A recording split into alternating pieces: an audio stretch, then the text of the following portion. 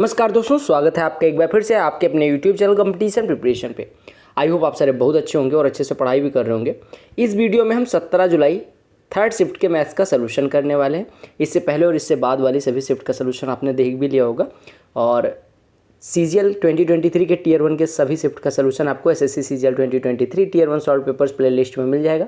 तो please check करें और अच्छे प्रश्नों को नोट करते रहें ताकि एग्जाम टाइम में रिवाइज करने में आसानी रहे। 25 प्रश्न 25 मिनट एज यूजुअल, हम उतना टारगेट लेके चलते हैं। कम में हो जाए तो हमारी क्या गलती, ठीक है। तो चलो पेन कॉपी उठा लो और शुरू। देखिएगा क्या कहा गया। एक आदमी 14 के स्पीड से वॉक करता है। प्रत्येक किलोमीटर बाद वो 7 मिनट का रेस्ट लेता है। तो 7 किलोमीटर की दूरी ट्रेवल करने में उसे कितना टाइम लगेगा। देखो, पहले 1 किलोमीटर जाएगा फिर 7 मिनट का रेस्ट, दूसरी 7 किलोमीटर जाएगा 1 किलोमीटर जाएगा फिर 7 मिनट का रेस्ट। लेकिन जब 7वां किलोमीटर वो ट्रेवल करेगा उसके बाद उसका टाइम ओवर हो जाएगा, यानी कि जो 7 मिनट का रेस्ट लेगा वो 6 बार लेगा, क्योंकि 7वां किलोमीटर पूरा होने के बाद वो चाहे ज़िंदगी भर वहीं समाधि बना ले तो क्या करना है, यानी 42 मिनट का तो उसका रेस्ट हो गया। 42 मिनट का तो रेस्ट हो गया।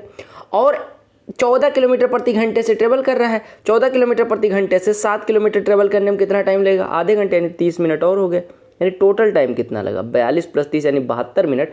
72 मिनट को 1 घंटे यानी 1 आवर, और 12 मिनट को 1/5 घंटे यानी 1 सही 1/5 घंटे लगे उसको पूरा ट्रेवल करने में। क्लियर हो गया। देखिएगा क्या कहा गया, cos x = -12 x lies in third quadrant. देखो सबसे पहले देखो थर्ड क्वाड्रेंट में ये होता है 0, ये होता है 90, ये होता है 180, ठीक है। यानी थर्ड क्वाड्रेंट में जाने के लिए 180 प्लस में जाना पड़ेगा, और 180 प्लस में कॉस अपने आप, थर्ड क्वाड्रेंट में कॉस अपने आप निगेटिव हो जाता है। यानी कि हमें कितना लेना पड़ेगा, cos 180 प्लस, और कॉस कितने, 180 प्लस में कॉस चेंज नहीं होता। यानी कि आपने कहा कॉस कितने डिग्री की वैल्यू 1/2 होती है, 60।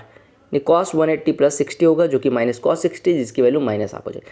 यानी cos 180 + 60 हो गया, ये बराबर कितना है, cos x दिया गया। यानी x की वैल्यू कितनी हो गई, 240। अब x बराबर 240 हो गया तो tan 240 की वैल्यू, यानी tan 180 + 60 की वैल्यू पूछी गई है। tan 180 + 60, tan 180 प्लस में कोई चेंज नहीं होता तो tan ही रह जाएगा। और पहले में ऑल पॉजिटिव होते हैं, दूसरे में साइन और कॉसिक पॉजिटिव होते हैं, तीसरे में tan और cot पॉजिटिव होते हैं, और चौथे में cos और sec पॉजिटिव होते हैं। कौन से क्वाड्रेंट में है, थर्ड। तो tan 180 + 60 कितना हो जाएगा, tan का 60। tan 60 की वैल्यू कितनी होती है, √3। क्लियर हो गया। आपको एक चीज़ पता होगा कि a + b + c का होल स्क्वायर क्या होता है, a² + b² + c², ये तो होता है, और +2 times of a + b, 2 times of ab + bc + c है, ठीक है। और इसमें से घटाना क्या है, माइनस कॉमन ले लोगे तो बचेगा a² + b² + c², ये घटाना है। पूरा पूरा कट गया, नहीं आपका बचा क्या कहा गया, 1 क्वालिटी ऑफ राइस 45 रुपये प्रति किलोग्राम वाला चावल दूसरे रेट के साथ 3:2 में के अनुपात में मिलाया गया। यानी एक 45 के भाव वाला चावल है और एक कुछ भाव है, हमें नहीं पता। ये 3 किलोग्राम लिया गया तो ये 2 किलोग्राम लिया गया और मिलाया गया। उसके बाद जो मिक्सचर बना वो 50 रुपये प्रति किलोग्राम है। तो आपसे कहा गया कि दूसरे क्वालिटी के राइस की वैल्यू। अब इसको बहुत सारे मेथड है करने के। देखो 45 वाला 3 किलो मिलाओगे तो 135 रुपये बनेंगे। 2 वाला x वाला 2 किलो मिलाओगे तो 2x बनेगा, यानी टोटल रुपए हो गए 135 + 2x। और टोटल जो चावल बना है उसका मूल्य कितना आ रहा है, 50। कितने किलोग्राम का, 5 किलोग्राम का। यानी टोटल मूल्य होना कितना चाहिए, 50 किलो। 50 के भाव से 5 किलो यानी 250। यानी 135 + 2x = 250। तो 2x = कितना हो जाएगा, 115। यानी x = कितना हो जाएगा, 57.5। एक तो ये मेथड हो गई।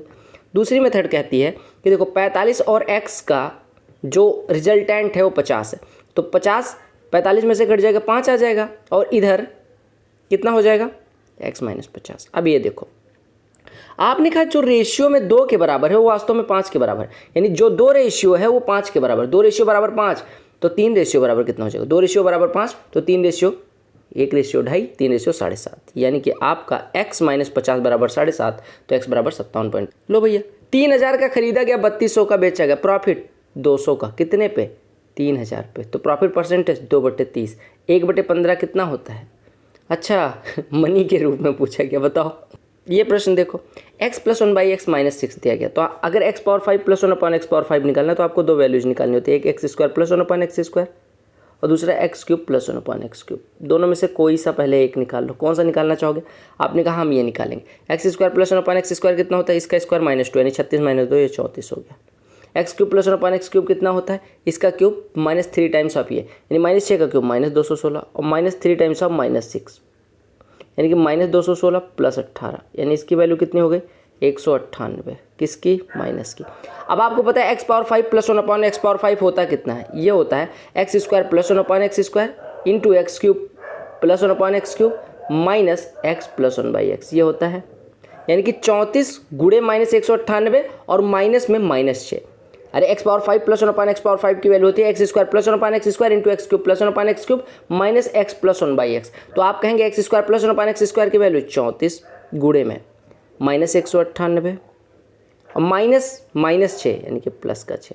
34 गुणे ये यूनिट डिजिट 4 गुणे ये 4, अरे ऐसे कर लो ना, 34 गुणे 198 करना, 34 गुणे 200 कर लो तो 6800 हो जाएगा। 6800 में से 68 घटाना यानी कि 6700 कितना हो जाएगा? 6732। 6732 माइनस का प्लस में 6 यानी कि माइनस 6700 का 26। इस फॉर्मूले से cos 75 की वैल्यू निकालें। cos 75 क्या होता है? cos 45 plus 30। cos 45 प्लस 30 क्या होता है? cos है cos भी यानी cos 45 cos 30 जिसकी वैल्यू हो जाएगी 1/√2 इंटू √3/2 माइनस साइन है साइन भी यानी कि 1/√2 इंटू 1/2 यानी आपका ओवरऑल कितना हो जाएगा? √3 माइनस 1/2√2। √2 से ऊपर नीचे मल्टीप्लाई √6 माइनस √2 अपॉन 4 आपका आंसर हो जाएगा। प्रश्न में क्या कहा गया? a cot theta plus b cosec theta is equal to p, b cot theta plus a cosec theta is equal to q, तो p square minus q square निकालना है। ठीक है, सिंपल सी बात है, कोई दिक्कत नहीं। p की वैल्यू रख दो, q की वैल्यू रख दो, निकाल लो। अदरवाइज आप देखो कहीं पे थीटा आ रहा है, नहीं आ रहा, तो थीटा बराबर कोई वैल्यू रख लो। थीटा बराबर हम मान ले रहे हैं 45 डिग्री, बेसिक मेथड। तो ये लिखा है a प्लस b√2 बराबर p है, और अगर यहाँ से देखें तो b प्लस a√2 बराबर q है। अब p square minus q square निकालना है यानी इसका स्क्वायर माइनस में इसका स्क्वायर करो तो ये कितना लिखा हुआ भैया? ये लिखा हुआ a square plus 2b square plus 2√2ab, और इसमें से घटाना है b square 2a square 2√2ab। कुछ कटेगा पिटेगा? आपने कहा बिल्कुल। a स्क्वायर में से माइनस 2a स्क्वायर घटेगा, माइनस का square 2b square minus b square, b square आपका आंसर आ गया। अगर ऐसे नहीं करना तो भी आप a cot square theta minus b square, अगर इसको मतलब स्क्वायर करके घटाओगे, ये पहली मेथड हो गई। दूसरी मेथड लिख लो, अगर a square cot square theta b square cot square theta, यहाँ निगेटिव आ जाएगा यानी कॉट स्क्वायर थीटा कॉमन ले लेंगे तो बचेगा a square minus b square. बोलो क्लियर है? 2ab cot theta into cosec theta, 2ab cot theta into cosec theta plus minus का कट जाएगा। दूसरा क्या बचेगा? b square cosec square theta a square cosec square theta, a square negative में रहेगा यानी कि माइनस में अगर b square cosec square theta minus a square cosec square theta अगर लिखा है तो अगर माइनस कॉमन ले लें, minus cosec square theta common ले लें तो जो माइनस होने वाला था प्लस हो जाएगा यानी a square minus b square बचेगा। अब अगर हम a square minus b square common ले लें तो बचेगा cot square theta minus cosec square theta, minus फिर कॉमन ले लो तो cosec square theta minus cot square theta बचेगा, और cosec square theta minus cot square theta कितना होता है? 1 minus a square minus b square, तो a b square positive a square negative यानी b square minus a square, ऐसे भी हो जाएगा। ये जो प्रश्न दिया गया क्या ये गुणा करने के लिए दिया गया? नहीं, ये लिखा हुआ है 300 माइनस 23, ये लिखा हुआ है 300 प्लस 23 यानी a plus B a minus B, तो a square minus b square हो जाएगा। 300 का स्क्वायर 9 के बाद 4 0 माइनस 23 का स्क्वायर 529, घटाओगे 89471 हो जाएगा। सार्थक और मोहन कोई कार्य करने के लिए असाइन किए जाते हैं। सार्थक वही कार्य 12 दिन में कर सकता है, मोहन जो है सेम काम 15 दिन में कर सकता है। अगर एक साथ काम करें, अगर ए दिन में करता हो बी दिन में, तो दोनों मिलके a इंटू बी बटे a धन बी दिन में करेंगे यानी 12 गुणे 15 बटे 12 धन 15, 3 9 3 27, 9 में 3 इधर काटेगा 3 इधर काटेगा यानी 20 बटे 3 यानी 6.67 दिन लगेंगे। कहा गया इसमें कितनी संख्या है जो 132 से कट रही है? 132 से कटने का मतलब 11 से कट रही हैं और 12 से, यानी 11 से कट रही हैं, 3 से कट रही हैं, 4 से कट रही हैं। 4 से कटने का सबसे पहले रूल देखो। 4 से कटने के लिए अगर 132 से कोई नंबर कट रही है तो वो 11 से भी कटेगी, 3 से भी कटेगी और 4 से भी कटेगी। यानी if a number is divisible by 132 then it must be divisible by 11, 3 and 4। सबसे पहले डिविजिबिलिटी रूल आप 4 पे चेक करते हैं, तो लास्ट 2 डिजिट से बनने वाली नंबर अगर 4 से कट रही, पूरी संख्या 4 से कट जाएगी। ये नहीं कटेगी, ये नहीं कटेगी, ये कट जाएगी, ये नहीं कटेगी, ये नहीं कटेगी, ये कट जाएगी और ये कट जाएगी। ठीक है, अब 3 से डिविजिबिलिटी रूल क्या है? लास्ट 2 डिजिट हमने देख के चेक किया, लास्ट 2 डिजिट से ना 70 कट रहा है, ना 45 कट रहा है, ना 26 कट रहा है, ना 54 कट रहा है, ठीक है। तो 4 से नहीं कटेगा। अब 3 का डिविजिबिलिटी रूल है, सम ऑफ डिजिट्स 3 से कटनी चाहिए। अब जो बची संख्या उसमें देखो 8 9 17 1 18 3 से कट रहा है, 5 2 7 4 11 1 12 कट रहा है, 4 2 6 9 15 कट रहा है, 6 6 12 3 से भी कट रहा है, यानी 4 से हो गया 3 से। अब 11 से काट के देख लो, 11 से 666 कट रहा है यानी 1 हो गया। 924 11 8 88 11 चौको 44 2 हो गया। 11 1 11 3 35 11 3 33 11 2 22 ये भी कट रहा है। 1980 में 11 18 198 यानी ये भी कट रहा है, यानी कितनी संख्याएं हैं 4। सेम प्रश्न CHSL में दबा के पूछा गया, कहा कि एरिया ऑफ सेक्टर निकालना है एक सर्कल का जिसकी रेडियस 5 सेंटीमीटर, एंगल 60 डिग्री। आपको मैंने हमेशा बताया कि 360 से बनने वाला जो एरिया होता है वो पाई आर स्क्वायर होता है। तो अगर इसका 6 हिस्सा हुआ तो इसका भी 6 हिस्सा हो जाएगा, यानी एरिया हो जाएगा पाई/6 इंटू आर स्क्वायर। पाई की वैल्यू 22/7 गुड़े 1/6 गुड़े आर स्क्वायर, रेडियस 5 गुड़े 5 यानी कि 25। 6 से कटेगा 4.16 हो जाएगा। 22 गुड़े 4.16 यानी कि 22 चौको 88 और ये 16 गुड़े 22 कितना होता है 352, यानी 3.52 और जुड़ जाएगा, यानी 91.52 हो जाएगा। 91.52 में अगर 7 से डिवाइड करेंगे तो 7 13 7 91 होता है, यानी कि 13 हो जाएगा। क्लियर। एक कांस्टेबल राम जो है 225 मीटर सोमेश के पीछे, राम से रोहित, सोमेश से सोमेश, ठीक है। 225 मीटर रोहित पीछे है, ठीक है। राम 50 मीटर दौड़ता है, 50 मीटर दौड़ जाता है और सोमेश 30 मीटर पर मिनट दौड़ता है। ये 50 मीटर पर मिनट दौड़ता है और ये 30 मीटर पर मिनट। सोमेश तो पीछे रहेगा ही। अब रिलेटिव स्पीड एक ही डायरेक्शन में दौड़ रहे हैं, यानी 20 मीटर पर सेकंड। 20 मीटर पर सेकंड से 225 मीटर कहेंगे at what time will the constable Ram catch the thief, यानी 225 मीटर को ट्रेवल करना है, 20 मीटर पर सेकंड स्पीड, यानी 20 से डिवाइड कर देंगे तो कितना आ जाएगा 11 सही 11.4 मिनट, यानी कि 11 minute 15 second. Direct common tangent की लंबाई क्या होती है, कहा कि डिस्टेंस बिटवीन सेंटर। देखो सबसे पहले डिस्टेंस जो होती है, डिस्टेंस बराबर दिया गया 26। 2 सर्कल हैं जिनके सेंटर्स के बीच की डिस्टेंस दी गई, R1 और R2 दिया गया, यानी रेडियस एक की 16 है, दूसरे की 8 है। अब आपसे कहा गया length of direct common tangent कितनी होगी, length of direct common tangent कितनी होगी। हमेशा समझिएगा कि डायरेक्ट कॉमन टेंजेंट की जो लंबाई होती है, अगर 2 वृत्तों के केंद्रों के बीच की दूरी दे दी जाए और उनकी त्रिज्याएं दे दी जाए तो 2 वृत्तों की डायरेक्ट कॉमन टेंजेंट यानी उभय स्पर्श रेखा की लंबाई होती है d² - R1 - R2 का होल स्क्वायर। सिंपल सी बात है, ठीक है।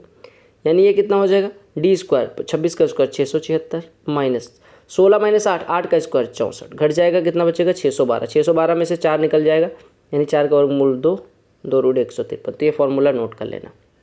एक कॉन्स्टिट्यूएंसी में 90% टोटल वोटर अपना वोट डालते हैं, यानी 100 अगर वोट थे तो 90% लोगों ने वोट किया। बोलो क्लियर है। 15% जो वोट पड़े वो इनवैलिड हो गए, यानी 15% इनवैलिड, यानी कि 13.5% इनवैलिड हो गए। बचे कितने, कितने बचे 76.5% वोट वैलिड है। ये जो वैलिड है इनका 60% यानी वैलिड वोट का 60% मिले जीता को, यानी जीता को इसका 3/5 हिस्सा मिला। और जीता का जो हिस्सा है वो मतलब 3/5 हिस्सा वो 91,800 वोट के बराबर, यानी कि टोटल वोट के 76.5% का 3/5 गुना, 3/5 गुना किसका 76.5 का, ये दिया गया है 91,800। तो आपसे 100 की वैल्यू पूछी गई। 3 से कटेगा 306 के बाद 00, 5 से कटेगा 15.3 के बाद 15.3 से कटेगा ये 2 हो जाएगा, ये 2000 हो जाएगा, यानी 1 बराबर 2000। 1 बराबर 2000 तो 100 वोटों की संख्या, यानी 2000 के बाद 3 0, 2000 के बाद 2 0। समझ में आया मैं क्या कर रहा हूँ। मैंने कहा 100 वोट थे तो 90% वोट पड़े, 90% का 15% तो इनवैलिड हो गया, यानी 13.5 इनवैलिड हो गया, यानी वैलिड बचे 76.5। अब जीता को 76.5 का 60% मिलता है, यानी इसका 3/5 हिस्सा, और वो बराबर दिया गया, यानी 3/5 हिस्सा अब 76.5% बराबर इतना, तो 1% बराबर आ गया 2000। तो 100% कितना होगा। कहा गया एक आदमी लोन लेता है 5% पर एनम सिंपल इंटरेस्ट पे, ठीक है, and with an increase of 0.5% simple interest every year from second year onward, यानी कि दूसरे साल और उसके बाद से 0.5% आधे परसेंट से ब्याज दर इंक्रीज होती है। 4 साल बाद उसने 4600 रुपये टोटल इंटरेस्ट दिया। तो आपसे कहा गया कि कितना लोन था। देखो सिंपल सी बात समझो, पहले साल तो उसने 5% लोन दिया, अगले हर साल यानी कि दूसरे साल में 0.5% बढ़ा, तीसरे साल में 0.5% फिर बढ़ गया, इसका 2 गुना हो गया। और पहले साल तो इतना दिया, दूसरे साल इतना दिया, तीसरे साल इतना, चौथे साल के अंत में 0.5 का 3 गुना बढ़ गया, यानी उसने टोटल इंटरेस्ट कितना दिया 5%, 5%, 5%, 5%, 20% तो ये दे दिया। 0.5 और 3 गुना 0.5 यानी 4 गुना 0.5 का, यानी 2% इधर और 2% और 1% इधर, क्योंकि देखो 0.5% 2 गुना 0.5 का यानी 1%, तो 1% ये और 2% ये दोनों मिलके यानी कि 3% और, यानी 23% उसने ब्याज दिया। 20% प्लस 3%, 23% बराबर, अगर यानी प्रिंसिपल का 23% 4600 है, 1% 200, यानी कि प्रिंसिपल कितना हो जाएगा।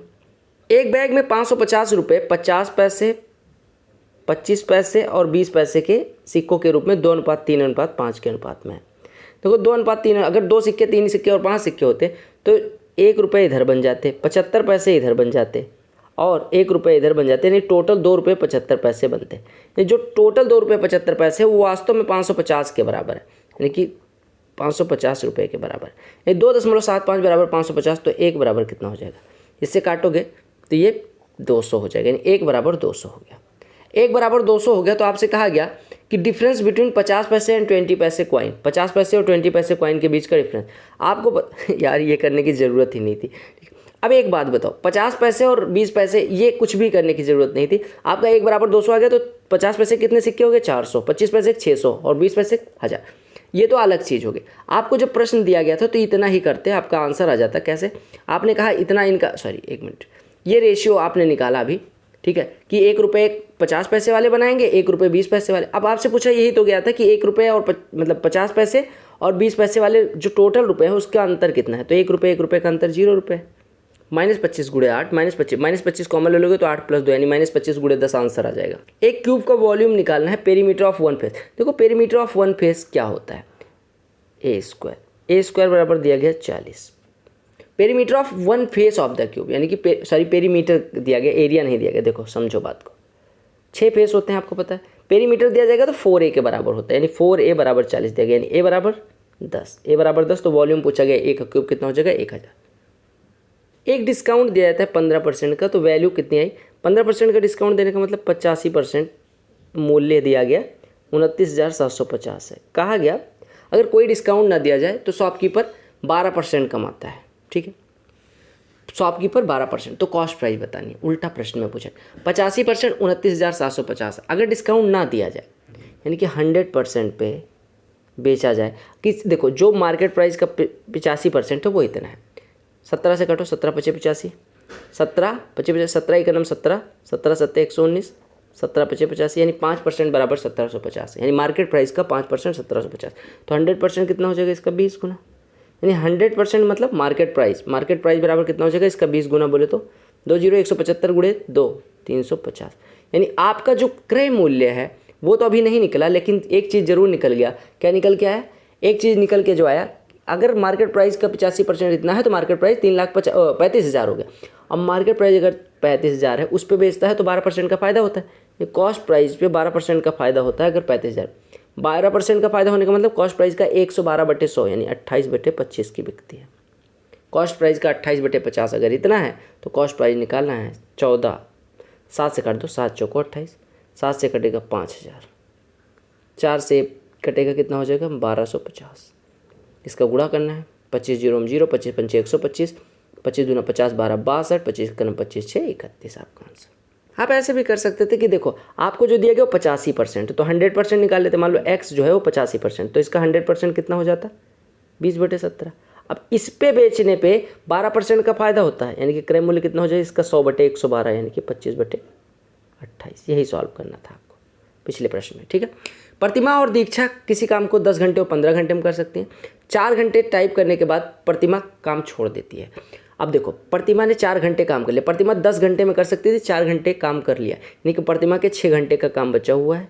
देखो प्रतिमा ने 4 घंटे काम कर लिया, 4 घंटे में कितना काम कर दिया होगा 4/10, यानी कि 2/5 कर दिया, यानी अब बचा कितना है 3/5। अब 3/5 हिस्सा बचा हुआ है।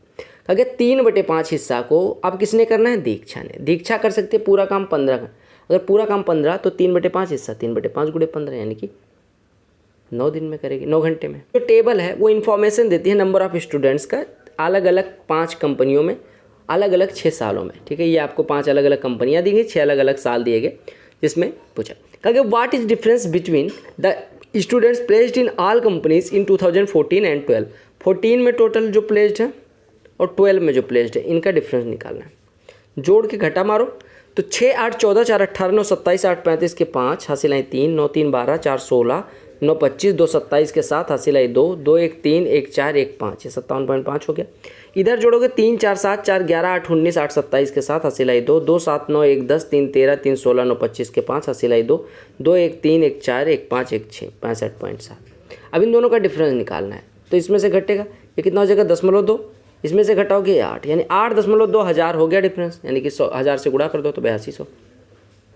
अगले प्रश्न में क्या कहा गया, table shows the classification of 100 student based on marks obtained by statistics and in an examination out of 50। देखो मैथमेटिक्स और स्टैटिस्टिक्स में 50 नंबर का एग्जाम था, उसमें कितने स्टूडेंट कितने नंबर पाते हैं ये आंकड़ा कुछ दिखाया गया। कहा कि if at least 60% marks in mathematics are required for pursuing higher studies in mathematics, then how many students will be eligible to pursue higher studies in mathematics. देखो 50 नंबर का एग्जाम था जिसमें 60% मिनिमम रिक्वायर्ड है आप अगर masters करना चाहते हो मैथमेटिक्स में, तो 30 नंबर से ज़्यादा वाले जो होंगे वही मास्टर्स कर पाएंगे। अब देखो 40 एंड अबव मैथमेटिक्स में कितने हैं 8, 30 एंड अबव कितने हैं 33, यानी 30 से ऊपर वाले तो 33 हैं लेकिन 40 से ऊपर वाले 8, यानी कि अगर 30 से 40 के बीच में पूछा जाता तब तो आप कह देते कितने हो जाएंगे 25, क्योंकि 30 से ऊपर टोटल तो 33 है लेकिन 8 40 से ऊपर, यानी कि 30 से 40 के बीच में 25। अब आपको पता है 30 से ऊपर कोई भी होगा वो मास्टर्स कर पाएगा, तो 30 से ऊपर कितने हैं 33। हालांकि ये मैं क्यों समझा रहा कि 30 से 40 अगर पूछा गया होता कि कितने ऐसे स्टूडेंट हैं जिनके मार्क्स 30 से 40 के बीच में है, तो ये करने की ज़रूरत थी। ठीक है, 12 आदमी 16 लड़के, 12 आदमी 16 लड़के हमने लिख दिया, 12 आदमी 16 लड़के किसी काम को 5 दिन में कर सकते हैं, 12 आदमी 16 लड़के किसी काम को 5 दिन में कर सकते हैं। ठीक है, 13 आदमी 24 लड़के उसी काम को 4 दिन में कर सकते हैं, तो कहा कि 29 आदमी 22 लड़के कितने दिन में करेंगे। देखो सिंपल सी बात है, ये दोनों काम एक ही है तो दोनों बराबर हो गए, यानी 5 टाइम्स ऑफ 12 में मतलब M1D1 बराबर M2D2। तो सॉल्व करोगे इधर 60 में आएगा, इधर 52M, अंतर कितना हो जाएगा 8M। इधर 80 में बोया जाएगा 5 गुणे 16 और इधर 4 गुणे 24 96, यानी कि 16 डिफरेंस आ जाएगा। यानी 8 आदमी बराबर 16 बॉयज़, तो एक आदमी अगर 2 यूनिट करता है तो एक लड़का 1 यूनिट करता है। अब टोटल काम कैलकुलेट कर लो, चाहे 5 गुना इसका कर दो चाहे 4 गुना इसका कर दो, इसी का कर देते, यानी 5 गुना 12 आदमी 24 यूनिट, 16 लड़के 16 यूनिट, ये टोटल काम कितना हो गया 40 गुणे 5 200, टोटल काम क्या है 200 यूनिट। हमने करवाना किससे 29 आदमी 58 काम कर देंगे और 22 लड़के 22 करेंगे, यानी 58 22 80 एक दिन में हो रहा है, 200 करना है यानी 2.5 डेज लगेंगे। कहा कि what is radius of the circle which circumscribes the triangle. देखो एक ट्राइंगल है, इसको सर्कमस्क्राइब कर रहा है, सर्कमस्क्राइब कर रहा है मतलब कि क्या, कौन सा सर्कल है, परिवृत्त है, परिवृत्त है ना सर्कम सर्कल। तो अगर ये परिवृत्त है, परिवृत्त की त्रिज्या क्या होती है, देखो आपको सबसे पहले दिया गया कि इसकी साइड 16 30 और 34 है, 16 30 और 34। अगर आपको एक चीज़ याद आ रहा हो 15 8 और 17 ट्रिपलेट बनाते तो उनका सबका 2 गुना कर दिया तो भी ट्रिपलेट बनाएगा। अब जो ऐसा वृत्त होगा जो इसका परिवृत्त होगा, हमेशा आपको पता होना चाहिए राइट एंगल ट्राइंगल के लिए समकोण त्रिभुज के लिए, चूंकि समकोण त्रिभुज की भुजाएं दी गई, समकोण त्रिभुज के लिए जो परिवृत्त की त्रिज्या कैपिटल R होती है वो उसके हाइपोटेन्यूज की आधी होती है, पता है ना, उसके हाइपोटेन्यूज की आधी होती है। हाइपोटेन्यूज कितना है यानी कि कर्ण कितना है 34, उसकी आधी 17, यानी कि इसकी परिवृत्त की त्रिज्या कितनी हो जाएगी 17। ठीक है, और अगर अंतः त्रिज्या पूछी गई होती तो अंतः त्रिज्या R बराबर होती है डेल्टा अपॉन S, जहाँ पे डेल्टा क्षेत्रफल S सेमी पेरीमीटर, या इससे करो या P perpendicular plus base minus hypotenuse by 2, ये राइट एंगल ट्राइंगल के लिए होती है, तो निकाल सकते हो, फॉर्मूला नोट कर लेना। तो ये थे 25 प्रश्न जो हमने करने थे। आई होप आपको सारे प्रश्न समझ में आ गए होंगे। अगर समझ में आए वीडियो को लाइक, चैनल को सब्सक्राइब करना ना भूलें। मिलते हैं अगली वीडियो में, तब तक के लिए bye bye, take care, love you all the very best for all coming, Vande Mataram.